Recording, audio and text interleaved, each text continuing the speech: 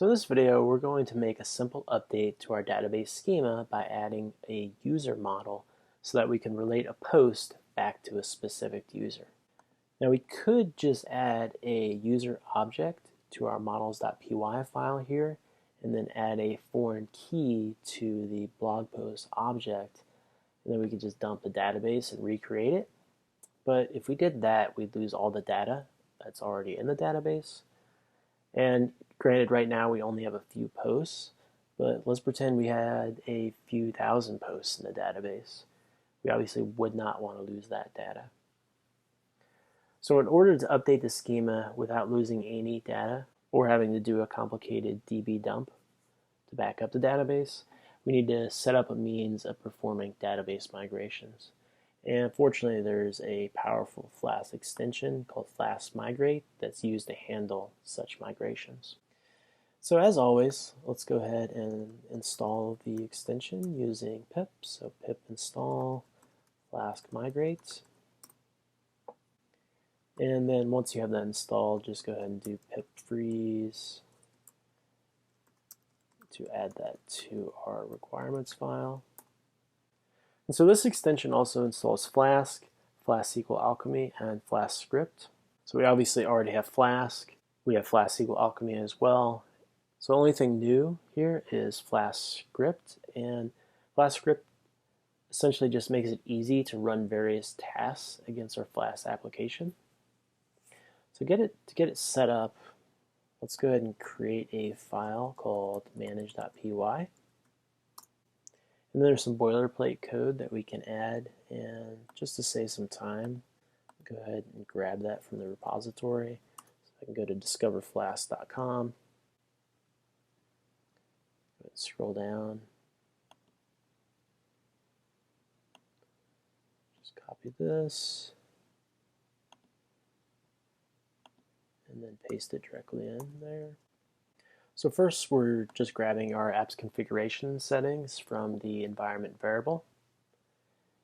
And then we create a migration instance using app and db as the arguments, as well as a manager instance.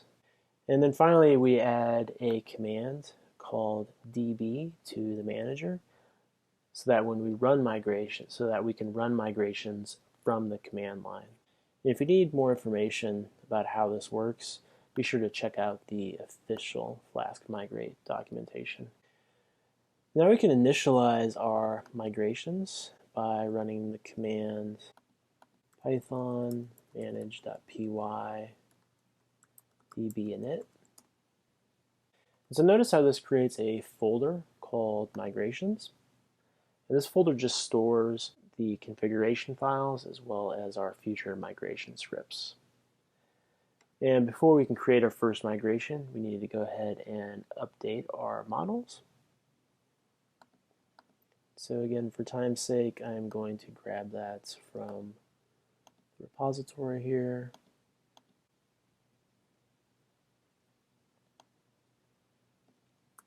So here's the user object. And then there's some imports we need here for the foreign key.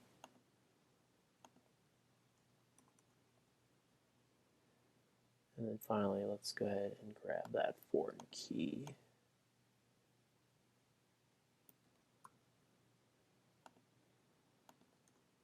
Let's take out nullables false for now.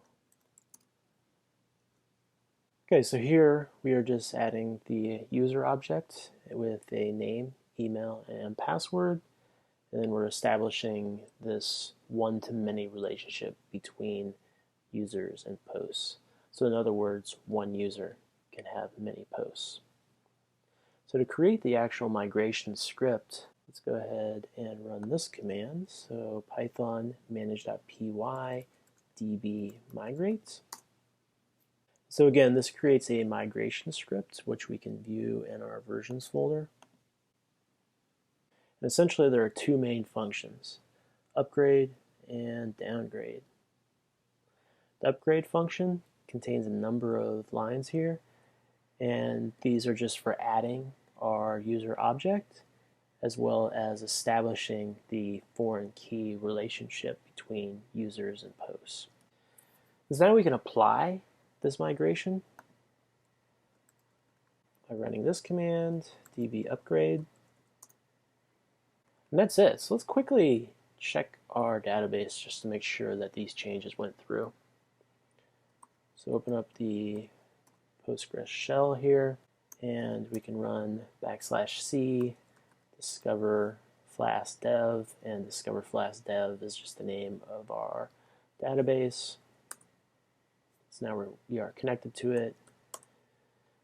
So \d shows the tables that we have that are in that database. So we have posts, and then here's our new users table.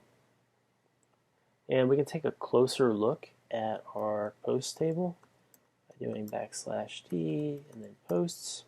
And this is the schema here, which now includes this author ID field.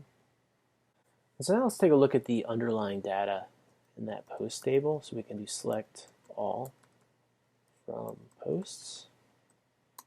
So these are the posts we had in the database from before, and we can see this new author field here. It's empty, so we need to update this to include an author, but first we need to add an author to the users table. So we can do that by saying insert into, and then the name of the table, which is users, and then values. So the first field is ID, so this is going to be 1, and then name, we'll do admin, email, just do admin.com, and then the password, do admin again, don't forget the semicolon. So let's just make sure that worked. So we do select all from users, and there's our user.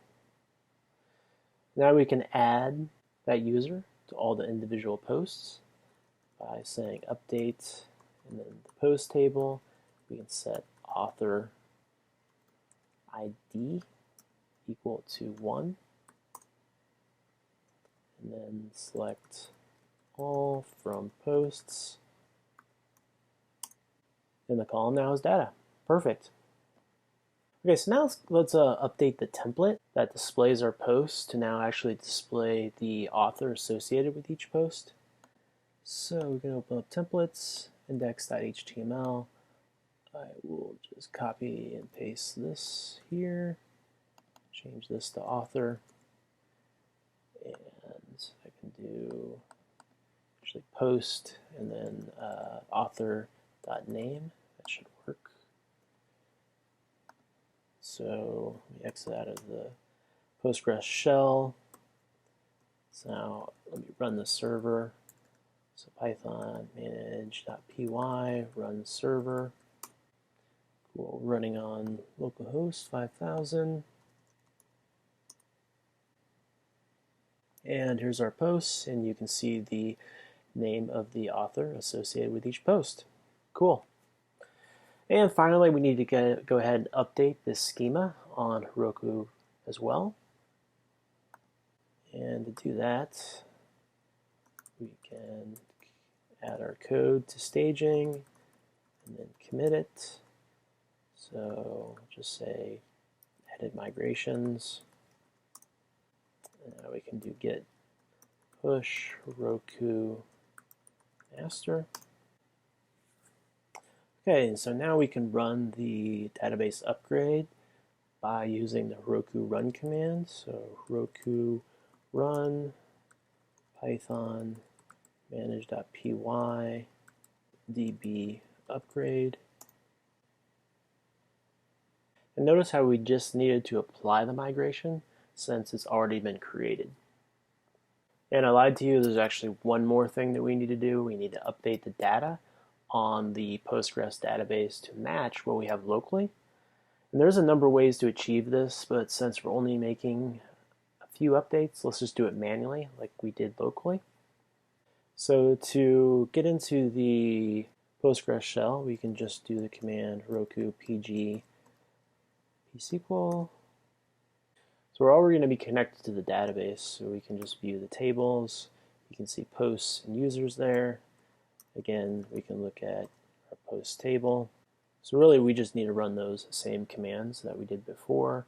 So we need to insert data, insert into users, values. So let's go ahead and add the admin, add admin.com, and then admin. Now we can update the posts. So update posts. I want to set the author ID equal to 1. Go ahead and exit out. Now if we do Heroku open, this will open up our app in the browser. Just want to double check and make sure everything looks good. Go ahead and log in, admin. Cool, and there is our author name. All right, another video done. So make sure to include your migrations folder in version control to maintain the history of database changes. Just in case something horribly goes wrong, you can always downgrade back to a previous migration. And that's exactly what we're going to look into next time. So see you then.